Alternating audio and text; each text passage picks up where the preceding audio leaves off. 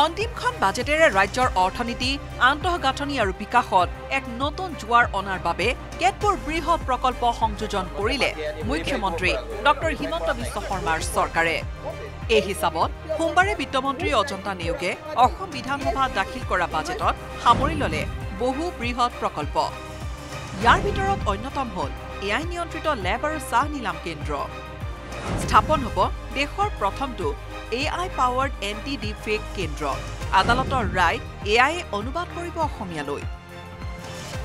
2025-26 বৰ্ষৰ বাজেটত ধাৰ্য কৰা মতে অসমক গঢ়ি তোলা হ'ব সেউজ পেকেজিং কেন্দ্ৰৰূপে।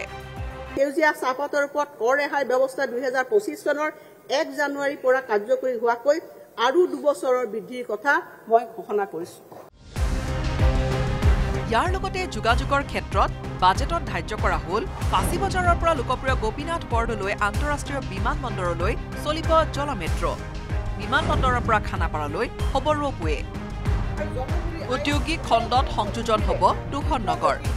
এই হিচাপত জাগিৰোড আৰু পলাশবাৰীত সুকীয়া ঔদ্যোগিক নগৰ গঠন হ'ব যোগীঘোপাত বিশেষ অৰ্থনীতি মণ্ডল। স্থাপন হ'ব শিলচৰত ৰবটিক অস্ত্ৰোপচাৰ ইউনিট। আমি এছিয় উন্নয়নী বেংকৰ বিত্তীয় সাহায্যৰে জাগিৰোড আৰু পলাশবাৰীত নতুন বৃহৎ টাউনশ্বিপ প্ৰকল্প ৰূপায়ণৰ পৰিকল্পনা কৰিছো আৰু ইয়াৰ বাবে 8,000 কোটি টকাৰ এটা প্ৰকল্প ৰূপায়ণ কৰিবলৈ উদ্যোগ লোৱা হৈছে। ডিব্ৰুগড়, গোলাঘাট, শিলচৰ, জাগিৰোড, পলাশবাৰী, তেজপুৰ আৰু নলবাৰীত ভূমিৰ উপলব্ধতা সাপেক্ষে উচ্চমানৰ ঔদ্যোগিক সা সুবিধাৰে নতুন ঔদ্যোগিক উদ্যান গঢ়ি তোলাৰ বাবে প্ৰস্তাৱ লৈছো। হিমন্ত বিশ্ব শৰ্মা চৰকাৰৰ অন্তিমখন বাজেটত বিত্তমন্ত্ৰী অজন্তা নেওগে উল্লেখ কৰিলে মহাকাশ আৰু প্ৰতিৰক্ষা উৎপাদন নীতি, ষ্টাৰ্টআপ তথা উদ্ভাৱন নীতি, ইলেক্ট্ৰনিক চিষ্টেম ডিজাইন নীতি আৰু মেনুফেকচাৰিং নীতি।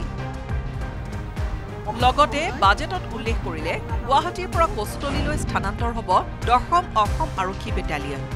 10ম আৰক্ষী বেটালিয়নৰ স্থানত নিৰ্মাণ হ'ব বিশ্বমানৰ বাণিজ্যথলী। সমান্তৰালকৈ বিত্তমন্ত্ৰীয়ে সদৰি কৰিলে টাটা ট্ৰাষ্টৰ সহযোগত অসমত স্থাপন হ'ব আৰু 7খন চিকিৎসালয়। কাজিৰঙাত পুৰণি জীপৰ সলনি প্ৰয়োগ হ'ব ইলেক্ট্ৰিক বাহন। কাজিৰঙা ৰাষ্ট্ৰীয় উদ্যানত ভ্ৰমণৰ বাবে ব্যৱহৃত পুৰণি জিপচিবোৰ আঁতৰাই আমি নতুন বাহন বিশেষকৈ বৈদ্যুতিক বাহন যোগান ধৰিম আৰু ইয়াৰ বাবে বেংকৰ সহায়ত কৰা বিত্তীয় আৰ্হিৰ সবিশেষ নিৰ্দেশনা পৰ্যটন বিভাগে জাৰি কৰিব। মই এই পদক্ষেপৰ বাবে 20 কোটি টকাৰ আবণ্টন দিছো। বাজেটত ধাৰ্য কৰা হৈছে তেজপুৰ আৰু ধুবুৰীত 300 মেগাৱাট সৌৰশক্তি প্ৰকল্প, 6,500 মেগাৱাট সেউজ শক্তি উৎপাদন হ'ব। মুঠতে এনেদৰে 2025-26 বৰ্ষৰ বাজেটত বহু বৃহৎ প্ৰকল্প সামৰি ললে মুখ্যমন্ত্ৰী ডক্টৰ হিমন্ত বিশ্ব শৰ্মাৰ চৰকাৰে। কেমেৰা পাৰ্চন সঞ্জয় বৰা আৰু প্ৰভা সিঙৰ সৈতে বিজু কুমাৰ ডেকাৰ report, news 18 Assam north east. আপুনি বিচৰা বাতৰি পাব কেৱল নিউজ 18 এপত। নিউজ 18 এপ ডাউনলোড কৰিবলৈ স্কেন কৰক এই QR কোড। গুগল প্লে ষ্টৰতো পাব এই নিউজ 18 এপ।